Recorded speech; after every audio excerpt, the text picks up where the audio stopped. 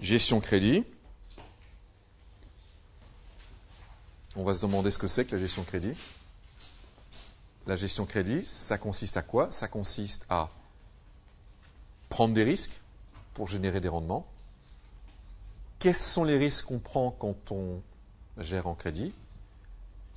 Eh bien, on en prend essentiellement deux gros. Un risque de taux.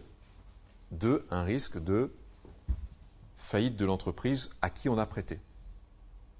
Le gérant crédit, il ne peut pas s'affranchir du risque de taux. Pourquoi? Parce qu'il va acheter des obligations d'entreprise et comme on l'a vu tout à l'heure, l'obligation d'entreprise va avoir une rémunération égale au taux réel plus les perspectives d'inflation.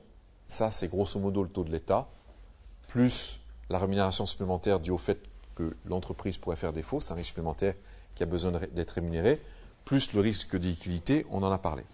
Donc le gérant crédit, par rapport au gérant de taux, il a une manette de plus pour décider des risques qu'il prend et des rentabilités qu'il va générer. Donc la partie taux, on l'a vu. La partie crédit, regardons-la maintenant. Son problème à lui, au gérant crédit, c'est d'essayer de gagner de l'argent. Comment va-t-il gagner de l'argent? En recevant cette rémunération supplémentaire que l'obligation d'entreprise va lui générer par rapport à la rémunération que lui aurait généré l'obligation d'État de même maturité. Et donc tout le jeu pour lui, c'est de savoir si cet excédent de rémunération lui rémunère bien le risque de défaut. Mais le risque de défaut, il ne va pas se matérialiser tout de suite. Il peut perdre également s'il n'y a pas faillite. Pourquoi peut-il perdre s'il n'y a pas faillite? Il peut perdre s'il y a détérioration de la santé financière de l'entreprise qui se traduirait par une augmentation de la rémunération supplémentaire que les investisseurs réclameraient pour prêter à cette entreprise dont la situation s'est dégradée. Donc une augmentation de la rémunération supplémentaire, ça veut dire une augmentation du taux demandé par le prêteur. Et comme on l'a vu la dernière fois, quand les taux montent, les prix baissent. Donc, un investisseur crédit qui achète une obligation émise par une entreprise peut perdre de l'argent si les taux de cette entreprise montent. C'est-à-dire soit parce que le niveau général des taux monte, soit à niveau de taux général constant, il peut perdre aussi parce que les conditions financières de l'entreprise se détérioreraient. La perception des investisseurs sur la solidité financière de cette entreprise change. Et s'ils demandent une rémunération supplémentaire plus importante, ce qu'on appelle le risque de spread, eh bien, le taux de marché pour cette entreprise monte et donc le prix des anciennes obligations encore en circulation baisse. D'accord? Donc on dit, pour aller simple, le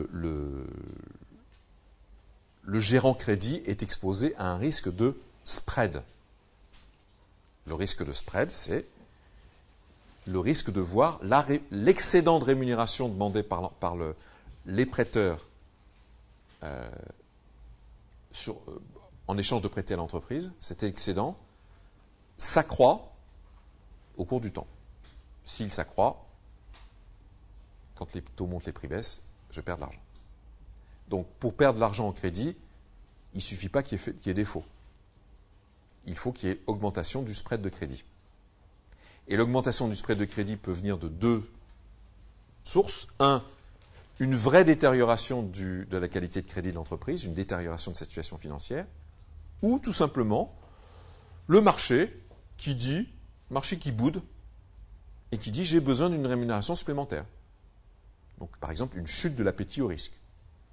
Le risque présenté par l'entreprise est le même, mais les investisseurs, ils disent non, j'ai plus trop envie de prendre des risques, j'ai besoin d'une rémunération plus importante qu'avant, il fait un peu l'enfant gâté, pour prendre les mêmes risques qu'avant. Ça, c'est pareil, ça se traduit par une augmentation du spread, augmentation de la rémunération que demandent les prêteurs, et donc par une baisse des prix. Chute de l'appétit au risque égale baisse des prix.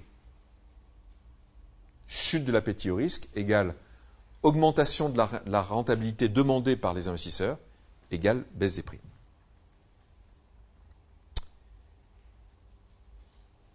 Page 62, pour ceux qui nous regardent, je montre historiquement quels ont été les taux de recouvrement à l'occasion d'une faillite. Ce graphe a été publié par Moody's et ils ont fait l'inventaire de tous les taux de recouvrement, de tous les défauts entre 1987 et 2006 aux États-Unis. Et ils n'y sont pas allés avec le dos de la cuillère, ils ont tout mélangé, les prêts, les obligations, obligations seniors, subordonnées, sécurisées par des hypothèques, non sécurisées, etc. Ils ont tout mélangé. Qu'est-ce qu'on voit sur ce graphique qui est intéressant? On voit que parmi l'ensemble des défauts, il y a eu, première barre de gauche, 4% des faillites où le prêteur a récupéré entre 0 et 10% de sa créance. 8% des cas où le prêteur a récupéré entre 10 et 20% de sa créance.